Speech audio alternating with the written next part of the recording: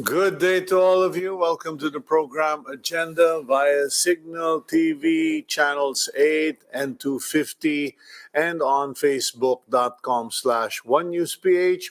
You can also watch Agenda via YouTube by putting in One News PH. I'm Cito Beltran, your host. Welcome to the program. Today is January 14, 2021. Friday tomorrow, sweldo weekend. Naku po, ayan na naman.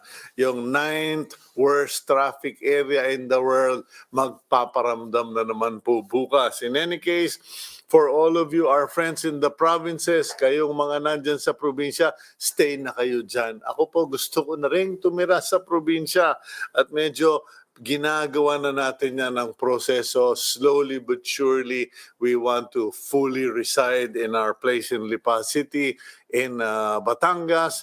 Kasi po, iba talaga yung buhay probinsya, lalo na kung emptiness na kayo. But in any case, that's a different topic. Today, we will be speaking with a former Secretary of Health, Doctora Esperanza Cabral, and I'd like to check with her because alam niyo po, pinag-uusapan itong mga vaccine, cost of vaccine, efficacy, etc.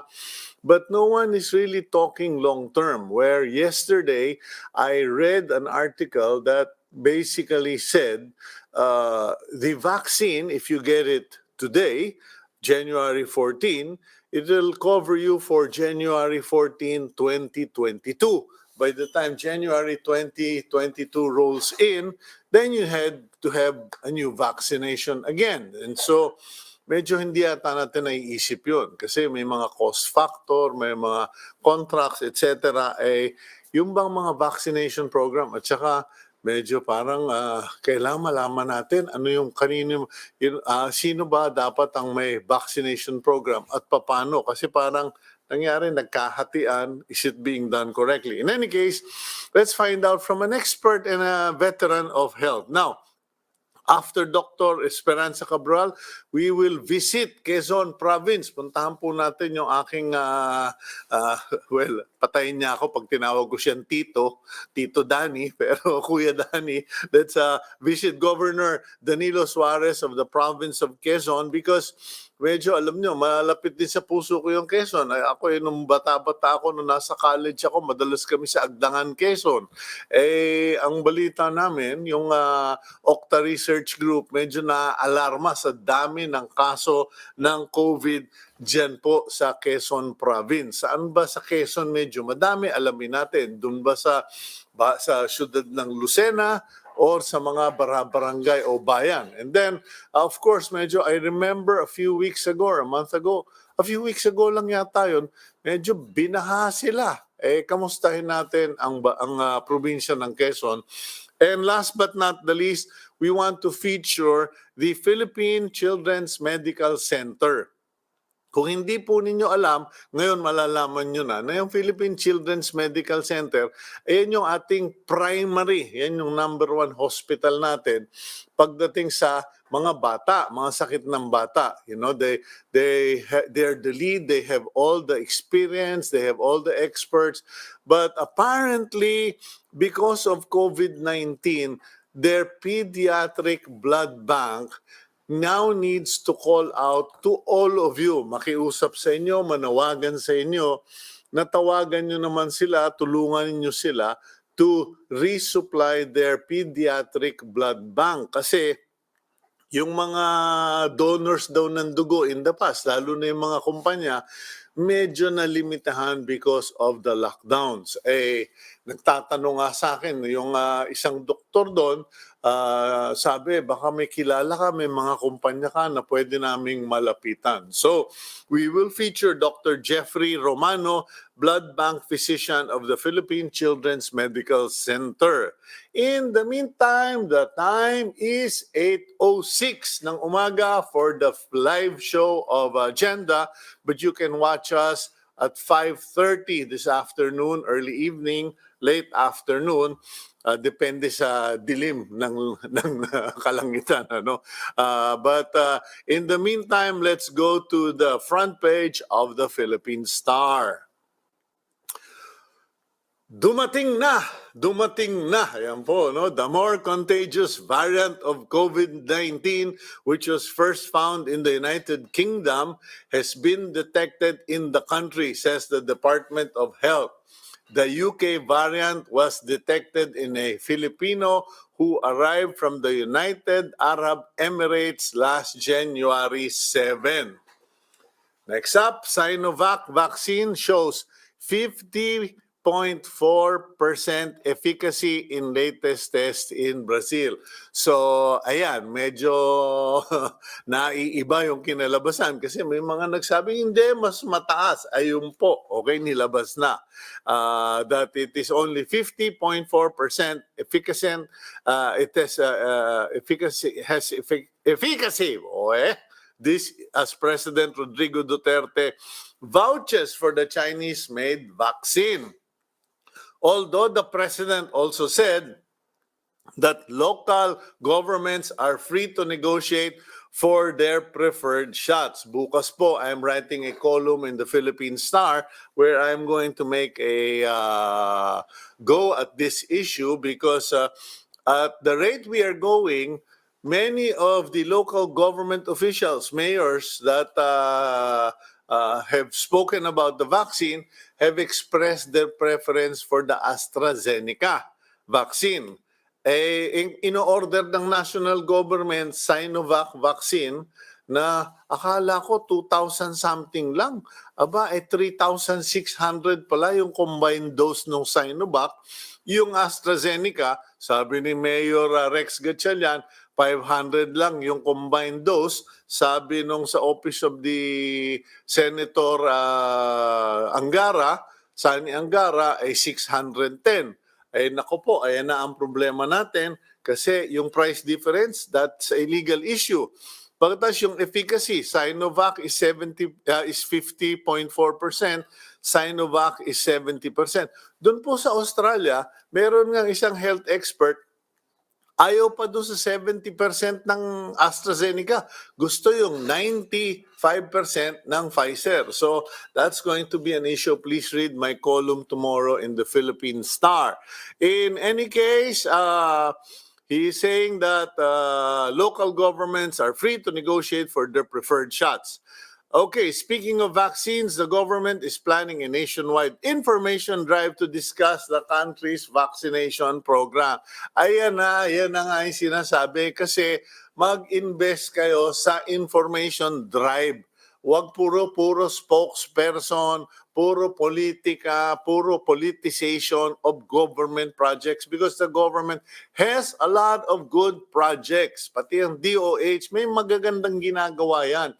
Kanya lang, pag-iisa lagi, pag laging si Harry Roque de Abogado ang nagsasalita, siyempre yung asar kay Harry Roque, makikipag-asaran si Harry Roque, sasagot naman, magkakasagutan, nakalimutan na yung programa. In fact, that's why, politely saying, Harry Roque should step aside or step down from being the spokesperson for the IATF and for all vaccine or health matters. Doon ka na lang kay Presidente, Secretary Roque, para wala na tayong politics at wala nang tampuhan, awayan. Okay, now, from vaccines, let's go to news about the proposed charter change. Senate President Tito Soto made it clear that only economic amendments to the Constitution will fly in the Senate. Ay nako, yan na po, no? Pilitan parang isinusulong yung charter change na yan. Nako po, wag nyo na pong kalikutin, wag nyo na pong pakialaman yung Constitution natin. Baka mamaya nyo magaya kayo doon sa state capitol, doon sa Congress sa Washington na nilusob ng mga mamamayan, ng mga Amerikanong hindi happy sa nangyayari sa politika nila. I'm not taking sides. But there is no urgent need to mess around with the Constitution. Let the next president deal with that, whoever he is. Okay. Then the United Nations Children's Fund or UNICEF said that kids can no longer afford another year of school disruption and as such schools should be a priority in reopening plans of the countries. Ito po ang problema sa UNICEF na pronouncement na yan.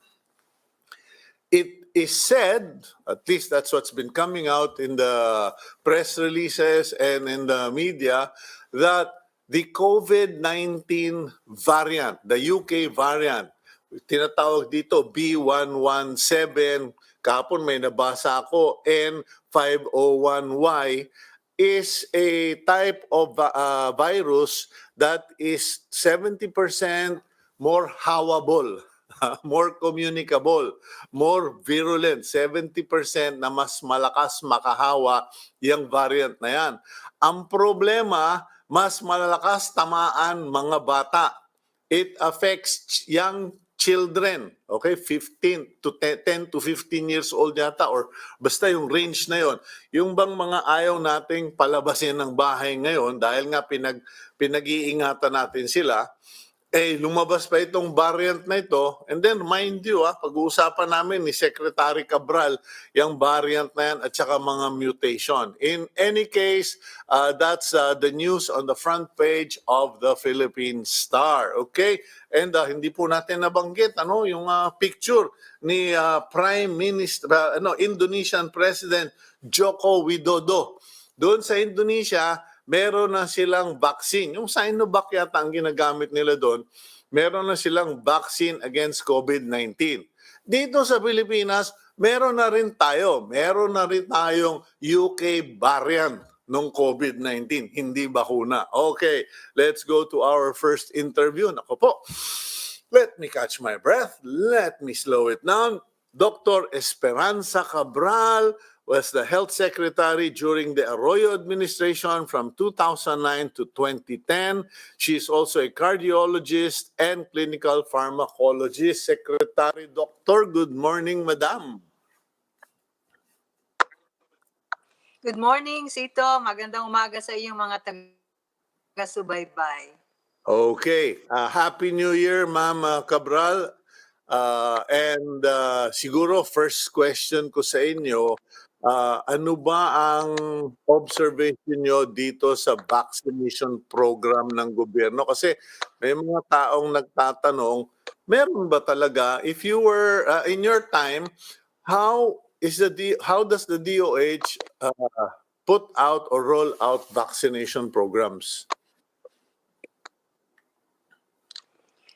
Nung panahon namin, at ito ay hindi COVID, kundi yung usual na mga bakuna na ginagamit natin, meron tayong tinatawag na Expanded Program for Immunization, yung EPI.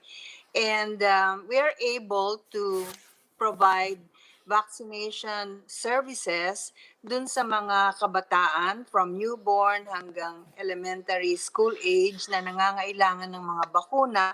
And lately also dun sa mga senior citizens na nangangailangan ng bakuna. Pero itong COVID vaccination program ay iba dahil sa masyadong maraming tao ang gusto nating bakunahan para sa COVID-19.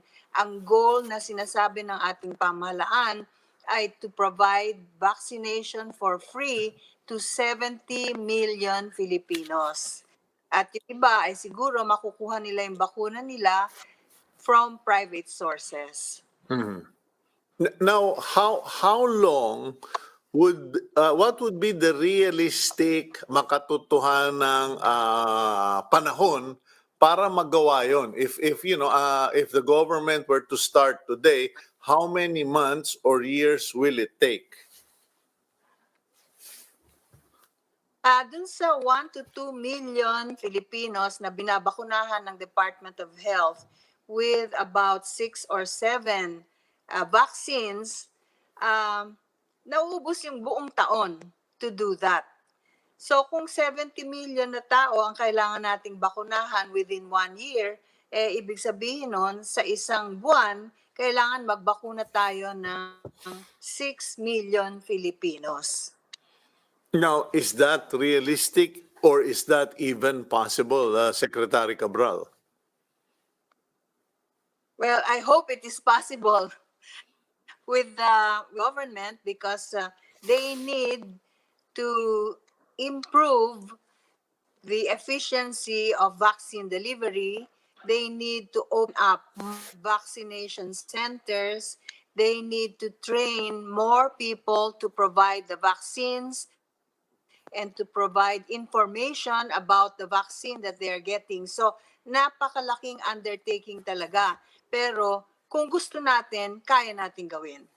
Okay, does this require at least a registered nurse or doktor ba? Kasi napapanood ko yung mga pictures, napapanood ko yung mga film, video, na laging single shot syringe na yung nga nag-injection kay Widodo, kitang-kita mo, nanginginig yung kamay, parang takot na takot mag-inject, no?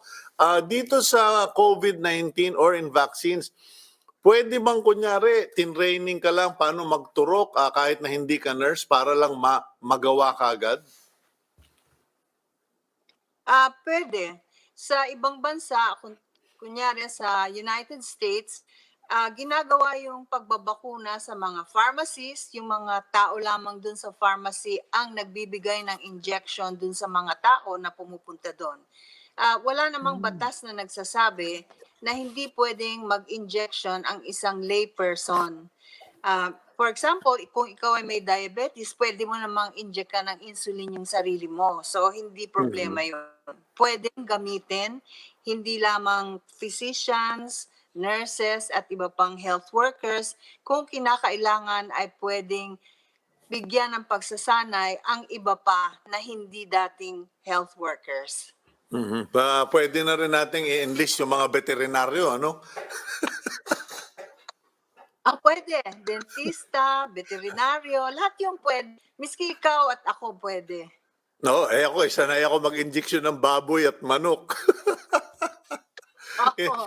Okay, in any case, Secretary, what about those mechanized injections? Kasi I know that there is a medicine or vaccine delivery system na kumbaga pneumatic. Kumbaga pila kayo, sige, tadak, tadak, tadak, tadak, parang staple gun ang injection. Pwede bang ganun yon o talagang kailangan single dose lang? Kasi I understand in Holland nung una Wala pa akong nakikita na gano'n. Mhm. Dito sa atin ay wala pa akong nakikita na ganong paraan. Pero kung gusto natin, pwede tayong bumili nitong pneumatic syringes at pwede nating gamitin ito. And it will speed up the delivery by what? By hundreds of times, correct? Maybe, I don't really know. We'll have to do a time and motion study dito sa ating bansa dun sa paggawa nun. Baka mas effective pa kung yung regular na heringgilya na lamang ang gamitin natin at maraming taong mag-i-inject ang ating makuha imbes na yung mga pneumatic syringes at kukonting tao. Okay. Now, as far as the efficacy of the vaccine or yung gamit, kasi sa manok, sa baboy, sa amin sa mga magmamanok at magbababoy, pag binuksan mo na yung vaccine na yan, hindi mo na pwedeng ibalik yan sa refrigerator o sa freezer.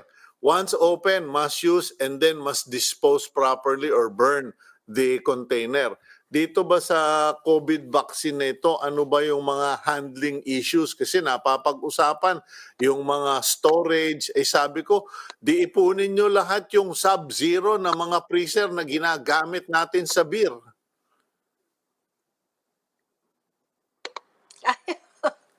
Hindi yata sa beer yung para sa beer. At wala yata may gusto ng frozen beer. Okay, pero but yung handling niyan, pag nabuksan na yan, hindi na pwedeng ibalik yan o itago, di ba? Ganun nga yun, Cito. Karaniwan, yung vaccine, merong 5 to 10 doses sa bawat isang vial. So, kailangan mo yun dahil hindi mo na yun pwedeng, sinabi mo nga, ibalik sa refrigerator at gamitin kinabukasan. So, kailangan gamitin mo yun lahat. Okay, and then as far as the control of disease, kasi may mga nagsasabi, pag sinaksak mo na yung ringgilya, tapo na. Medyo magwawala naman yung environmentalist. Some are saying, hindi, tanggalin mo lang yung needle, palitan mo ng bagong needle. Pero again, that is going to delay the process. As far as vaccination programs are concerned, what would be the correct or the ideal way of delivery?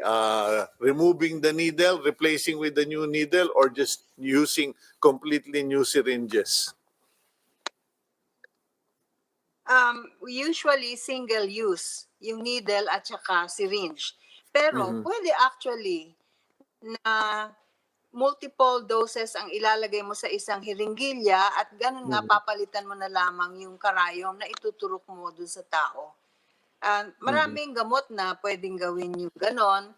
I do not see kung bakit hindi pwede yun sa bakuna, pero kailangan ng pag-aaral para makita natin na safe at aseptic yung technique na ginagamit ng mga tao.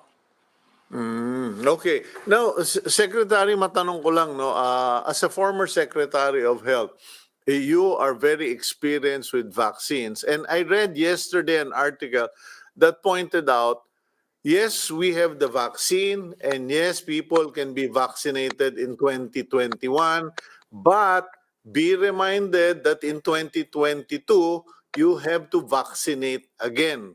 Is this correct? Tama yung pangamba tungkol doon dahil sa ngayon, hindi pa natin talagang sigurado kung gaano katagal ang epekto nitong bakuna na to. Tulad ng flu vaccines, for example, taon-taon kailangan ay kumuha tayo. Meron namang ibang bakuna na every 5 years lang, katulad ng pneumonia vaccine. Merong iba na permanent at kailangan mo lang ang booster dose maybe when you are old if you got it when you were a child. So, Mhm. kailangan pag-aralan natin yon. Sa ngayon, ang datos ay nagpo-point to the fact na the vaccine may be good for 1 to 2 years. So tama yung concern mo. Kung 1 year or 2 years after this vaccination program, kailangan na naman nating umulit, kailangan na naman natin ng 70 billion pesos para gawin ito, kailangan natin tuloy-tuloy ang programa kasi kung sa isang taon mo magagawa yung 70 million na tao, mula sa January hanggang December, nagawa mo yung 70 million, ibig sabihin, pag January, uulitin mo na naman yung binigyan mo ng January that year. Exactly. That is why I requested to interview you kasi yun yung hindi napapag-usapan that we are going to, while we are worried, we are all arguing about Sinovac vaccine, no one is thinking about 2022 kasi ito na ang problema doon eh. Election year na, tapos revaccination year pa, hindi ko na alam kung saan kukuha ng pera ang Pilipino, baka magkabaon-baon tayo sa utang. In any case, meron bang impact yung efficacy ng isang vaccine on the length of its effectivity or potency as a vaccine in a person? Para to be direct, no? Yung Sinovac 50.4, yung AstraZeneca is 70, yung Pfizer is 95.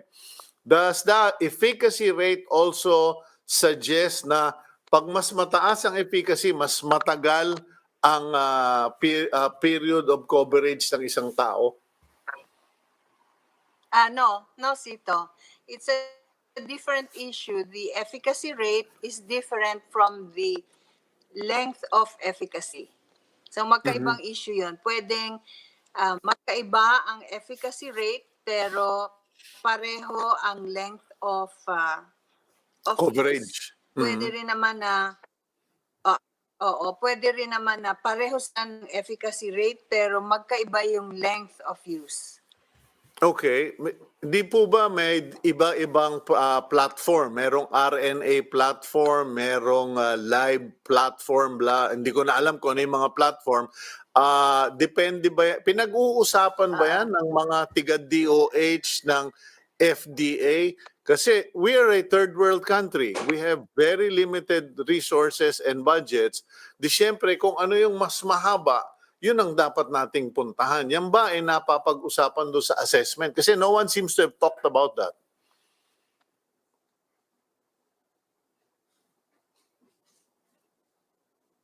Okay, mukhang kailangan ipabakunahan natin yung internet. Yung internet siya. Yun, yun. Oo. Okay, go ahead, ma'am. Oh, I'm sure na pinag-uusapan nila yon at Okay, we seem to have a delay.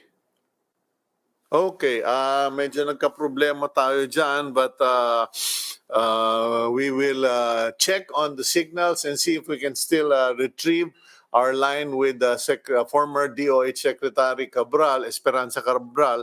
Pero ayun po, no, kinonfirm niya that chances are by 2022, we're going to have to look for 70 to 82 billion pesos depending on who we're talking to find out, to bankroll the next batch of vaccination in 2022. We'll go for a break.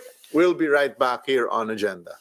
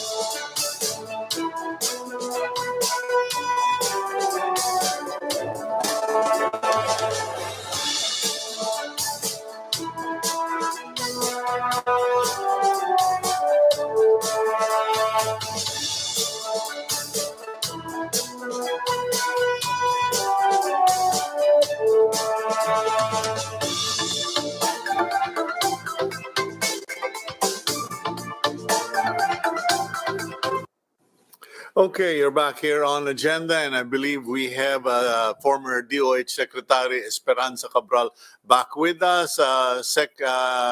Cabral, welcome back. Okay.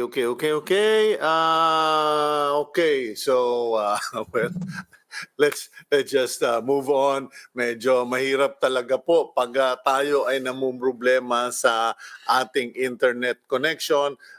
Yung ating mga na-interview, kasi dito po sa akin, malakas ang aking internet dahil nagpakabit po ako ng PLDT fiber internet, and it's 100 Mbps and it is dedicated this program. Ako po, you have to invest in your own livelihood, in your own work. And even at the very beginning of the pandemic, that's what we did. In any case, yun lang po, no?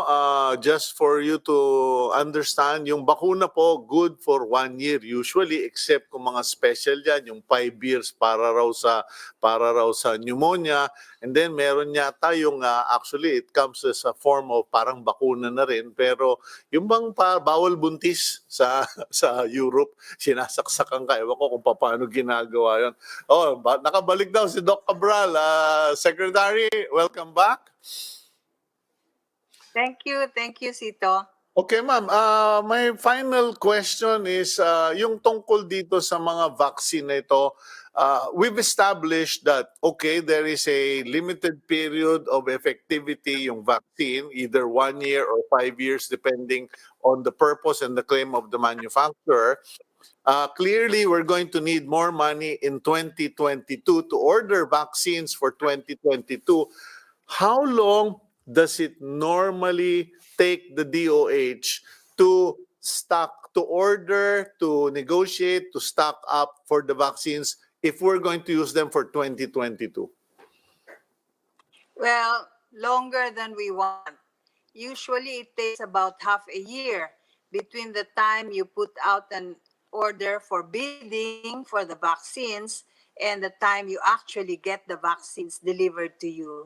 Napakatagal talaga yung normal process. And I hope that one of these days there will be reforms in the procurement process para hindi naman ganito katagal. What in particular, what reforms in particular would you recommend, Secretary? Well, unang-una, ang principle natin is best. And I do not think that is the principle that we should get. I think the principle that we should follow is buy what is best value for money.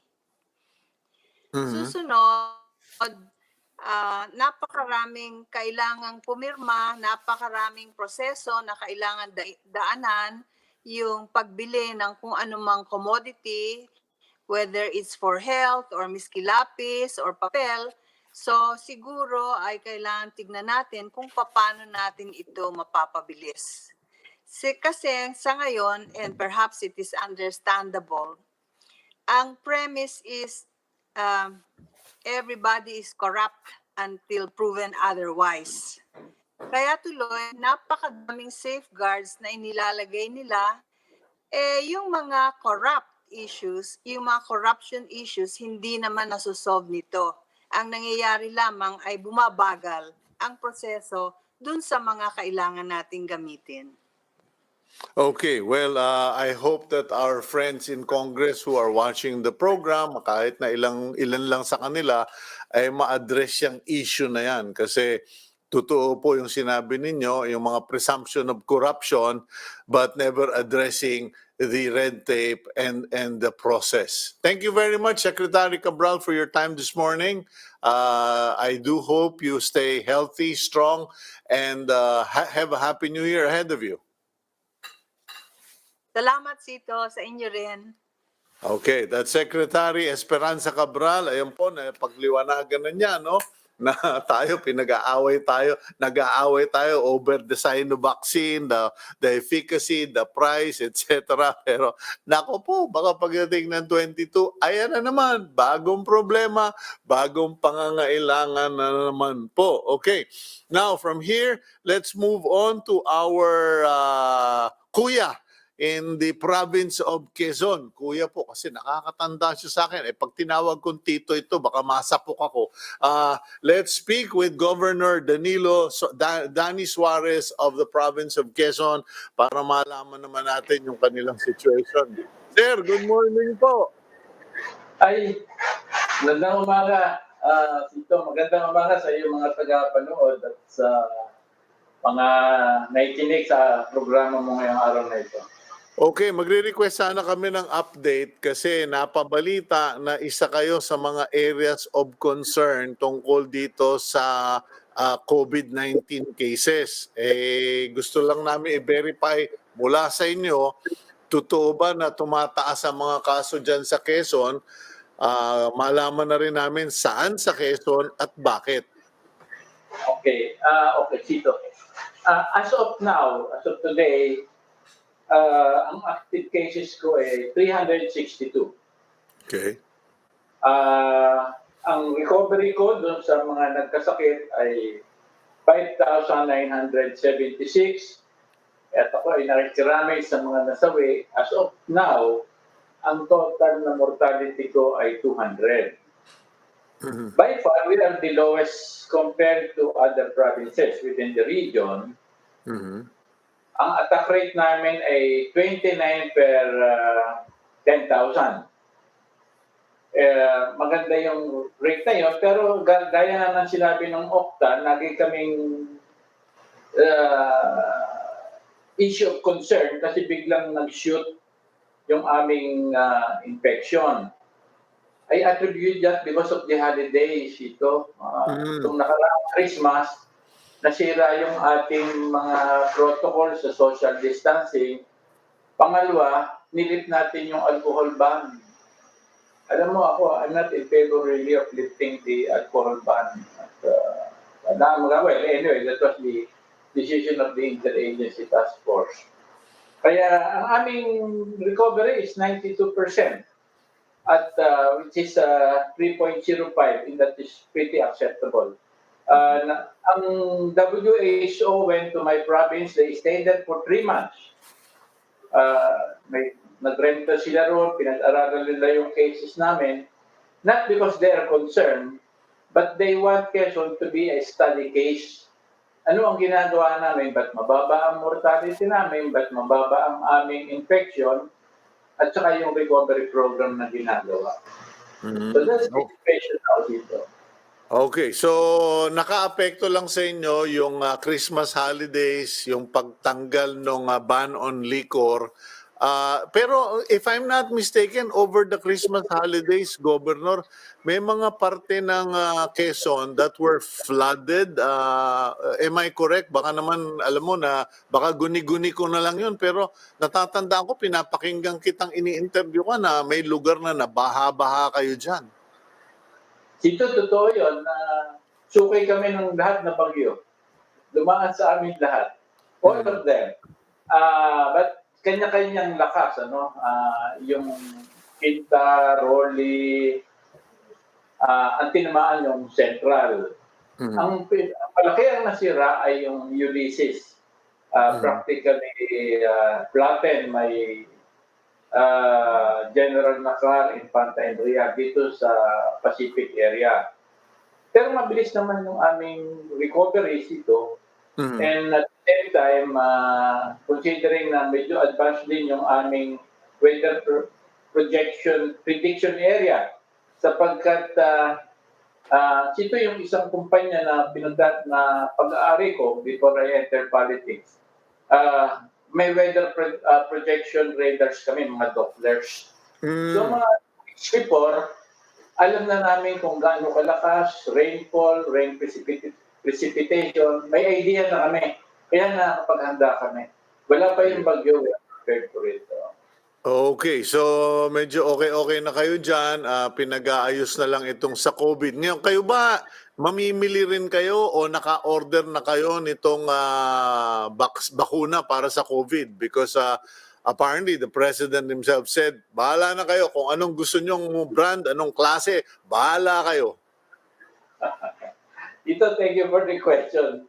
I made this a commitment. As a matter of fact, I asked 2 groups of the province, the medical group and the financing group, because may mga meetings na ako with Land Bank and DBP. Yung budget ng probinsya, matagal nang nasira yan. Yung 2020 budget namin, sira na. Yung 2021, yung mga development project namin, infra, lahat yan.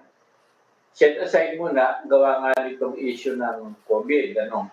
Ngayon, ang point ko lang dyan dito is this.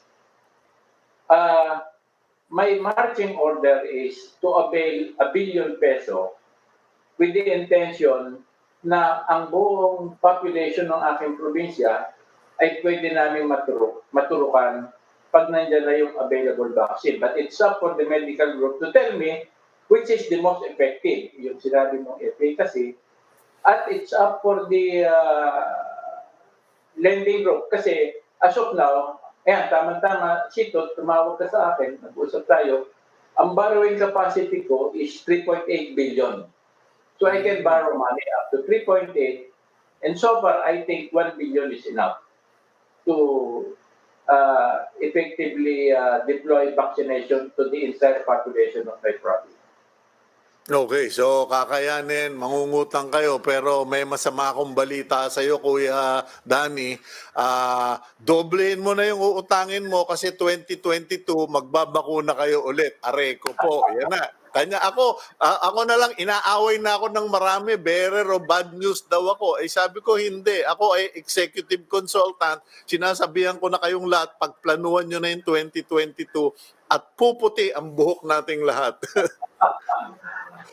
Well, Cito, I think you'll agree with me when it comes to human life, wala naman tayong tag price dyan eh. So, para naman sa akin yung safety ng population, kaya lahat gagawin ko. As I've said, ang sinasabi mo lang, katulad mo, sinabi mo, ito ang mga debatable issues. And Sinovac is saying 54%. And it seems that dito sa explanation mo, sinabi ni Dr. Cabral na mukhang Pfizer ang pinakamaganda ang effectiveness sa COVID. But of course, there is a price for it. Yung pinakamahal, normally, yung pinaka-effective. So, I'm prepared for that. We are now negotiating for the release of the funds if needed. Meron kasi nung nandun si Governor JJ, nangutang na kami pagpapagawa ng maraming school rooms. Ay hindi namin na-avail lahat. Meron pa kami natitirang balance na hindi pa namin nakukuha. So, when the issue is finance, we're safely covered with that, Cito. So, ang atin na lang talagang dapat pagtuunan, ano yung bibilhin, at saka yung papaano mo i-roll out yung vaccination. Kasi dito yung sinabi mo, pakaraming ayaw magpaturo. Siguro nilibot ko ng buong lalawigan ko, pag-i-explain ko tungkol dito, and you will be surprised and discouraging na sa audience na 1,000 taong kaharap ko, marami na ang 50 ang gusto magpaturo. Aray ko. Yung 150 ayaw magpaturo. Ay, nako po. In any case, siguro, imbis na sabihin nating mauna na yung mga frontliners at mauna na yung mga nangangailangan, kailangan talaga lahat tayo. Kayo, Gob, ako, si Presidente, lahat tayo, luminya na, sama na natin lahat ng artista at magpaturok tayo in public because it has to be by example if we are to save lives. Anyway, Gob, maraming salamat. Any last word or message to your constituents? Gusto ko lang pasalamatan muli dito yung mga frontliners ko. No? Hanggang ngayon, effective kami. That's precisely the reason kung bakit napakababa ng aming mga... Why we're saying we're successful in fighting this virus. And let's be pragmatic about this, Ito. Up to now, in spite of the knowledge of developed nation in finding out research, development, and medical experimentation, hanggang ngayon wala pa tayong nakikitang serum na papatay ng COVID. What we're doing now is to prevent ourselves na magkaroon at maapektuhan ng COVID. Di ba? Tama naman ako ron. So, sa akin, inaalagaan ko mabuti yung aking mga nurses, mga doctors, mga hospitals ko. Very expensive ang procedures ito, and we have to quarantine area. We have to divide our hospitals, those sa COVID and non-COVID. At ito, gaya ng sinabi mo, nagkaroon ako ng mga baha-baha. Nagkaroon ako ng evacuation. Ang problema ko, yung evacuation ko doon sa mga flood victims, At meron naman akong quarantine area doon sa mga symptomatic. Eh, hindi naman kami mayamang masyadong probinsya. Kaya kailangan ko, bawat evacuation area may police ako para ma-maintain yung order. Okay. Sapagkat pag hindi ako naglagay ng police at sundalo, magkakagulo-gulo yan. Okay. Alam mo, Gob, baka may mga tao nagtataka bakit napatawa si Cito, napangisi habang nagsasalita si Gob. Alam mo kasi nakaisip ako ng paraan paano natin mapapabakunahan lahat ng tao na yan. Lahat ng gustong pumasok sa sabungan, hindi makakapasok kung walang bakuna. Lahat ng gustong magkaraoke, hindi pwedeng magkaraoke kung walang bakuna. Lahat ng gustong bumili ng alak, magpabakuna ka, mabebentahan ka ng alak. Sorry, go. No choice di ba? Kung gusto mo, bakuna ka muna. Thank you very much, Governor. Pakikamusta na lang si JJ and Happy New Year to all of you. Salamat dito Salamat. Okay, yan po si Governor Danny Suarez ng probinsya ng Quezon. Ayun, yung magiting na governor ng Quezon Province, umuutang na ng 1 bilyong piso para mabakunahan ang kanyang mga nasasakupan.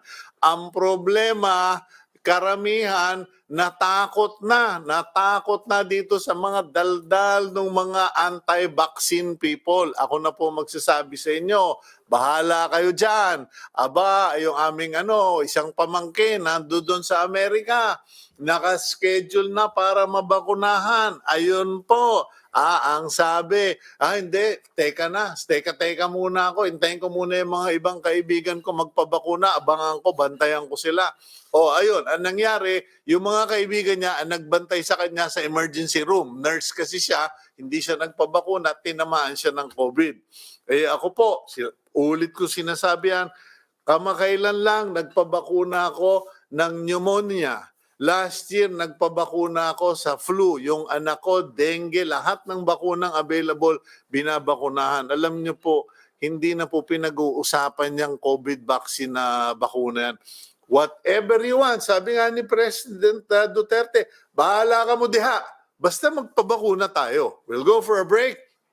When we come back, kausapin naman natin yung ating mga doktor, kaibigan dyan po sa Philippine Children's Medical Center tungkol sa kanilang pangangailangan ng blood donations. We'll be right back.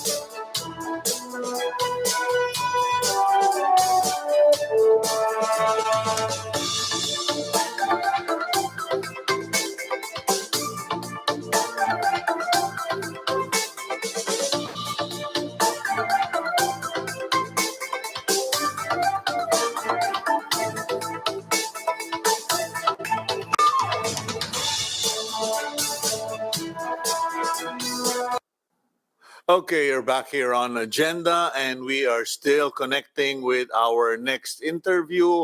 Siya po ay physician, blood bank physician from the Philippine Children's Medical Center, and we will discuss with him, pag nakakonect na tayo, yung pong panawagan ng Philippine Children's Medical Center na tulungan po natin sila makaipon ng dugo ng blood donations para sa kanilang pediatric blood bank. Kasi parami pong dinadalang mga bata sa Philippine Children's Medical Center from all over the Philippines. Mga batang may karamdaman, may problema, at isa sa mga laging kinakailangan ay yung dugo, lalo na pag may surgery.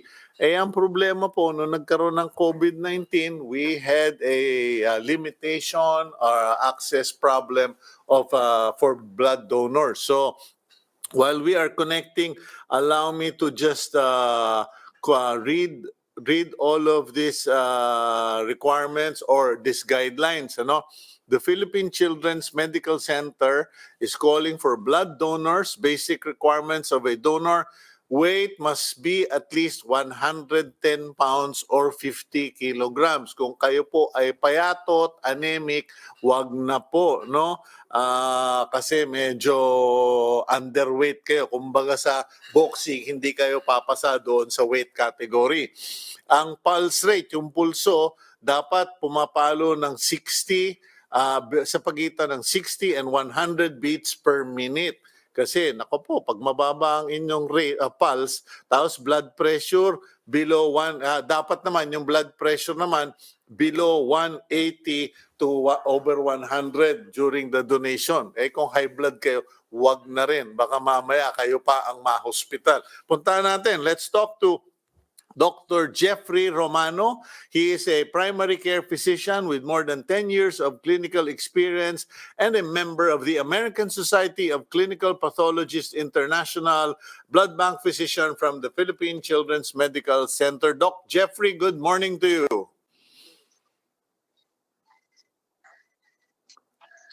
I can hear you. Now may I see you? Ayun, okay. Ayun na, ba't nawala? Doc Jeff, are you there? There, I can see you and I can hear Hi, you. everyone. Okay. Doc Jeff, we have very limited time, so I'll give you the opportunity to shout out to our viewers regarding your need for blood donations at the PCMC. Yes po, currently po we are very limited because of the restrictions of this pandemic, because of the lockdowns. Hindi po mobile yung mga regular blood donors natin. We are clamoring for our voluntary blood donors. As of now po kasi, we have resulted into replacement donors. Yung inaalaw po natin yung mga patients to gather yung kung sino po yung mga kakilala nila. So these are not really the best candidates to be a blood donor. So yun po yung effects nitong mga restrictions na ito. Mm-hmm. Ano po ba ang situation dyan sa ating blood bank, yung pediatric blood bank? Critical na ba? 50-50 ba? Or medyo mababaw pa lang pero kailangan pataasin na ulit yung ating stock?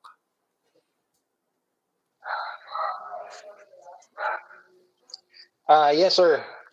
So prior to the pandemic, nangangailangan po tayo ng mga around 500 to 800 units for only a month.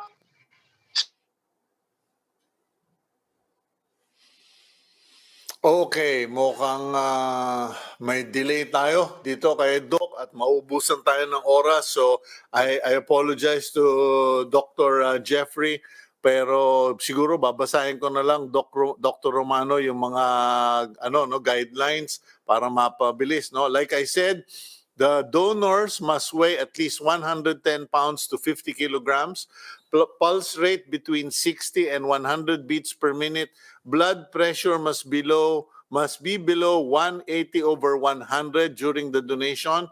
The amount of blood which will be taken will be determined by a physician.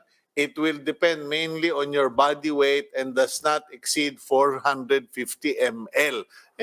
Konti lang yun. Ako dati kinukunan ako every week. Isang supot kasi ang kapal-kapal daw ng dugo ko. Ngayon, hindi na ako pwedeng mag-donate kasi naman nagkaroon naman ako ng diferensya. Ayan po, no? There are certain conditions. Okay, after blood donation, beverage and simple snacks will be served. Post-donation education and counseling will be given by a trained professional. the volume of fluids taken is completely replaced by the body within 3 to 5 hours. So kung magbigay ka ng 450 ml ngayon, lamon lang tayong konti sa kanto. Baka mamayang hapon, wala na. Para kang hindi nawalan ng dugo, no? Napalitan ka agad. Certain conditions that prevent a person from donating blood, bawal sa buntis, kung meron kang mataas na lagnat, bawal. Recent alcohol intake, nakainom ka kagabi, bawal ka mag-donate ngayon. Ear or body piercing tattoo, ayan na, sinasabi ko, wag na kayong magpatattoo kung gusto ninyong magbigay ng dugo regularly. Recent surgery, high-risk occupation, medyo high-risk occupation, medyo dancing queen ka sa kama, prostitution, bawal. Chronic alcoholism, illness like cancer, HIV, cardiac disease katulad ko, hindi kami pwedeng magbigay. For interested blood donors, they may proceed to PCMC Pediatric Blood Center, Quezon Avenue, Corner Agham Road, Quezon City. Tulungan niyo po. Ako po ay volunteer dyan. Tumutulong ako sa kanilang pagde-develop ng strategy program. Napakababait, napakasipag po ng mga doktor dyan sa PCMC. Katulad din ng mga doktor at mga opisyal sa Rizal Medical Center. Yan yung dalawang hospital. At saka heart center na ako ay sumusuporta. Suportahan po natin kasi sila ang nangangalaga sa mga pangkaraniwang Pilipino. Yung mga hindi gustong pumunta sa pribadong hospital, dyan po sila nagpupunta. Okay, gotta go. Thank you very much for joining us this morning. Thank you for our guests, and sana po kahit paano may natutunan kayo once again dito sa ating programa, and sana tulungan niyo po ulit ang PCMC or the Philippine Children's Medical Center. The blood you give today will save a child. Let's save the children. If you are looking for purpose in life, ganun lang kasimple. Magbigay ka lang ng dugo mo, sobrang special mo na. Okay? Have a good, godly, and blessed day. God bless all of you.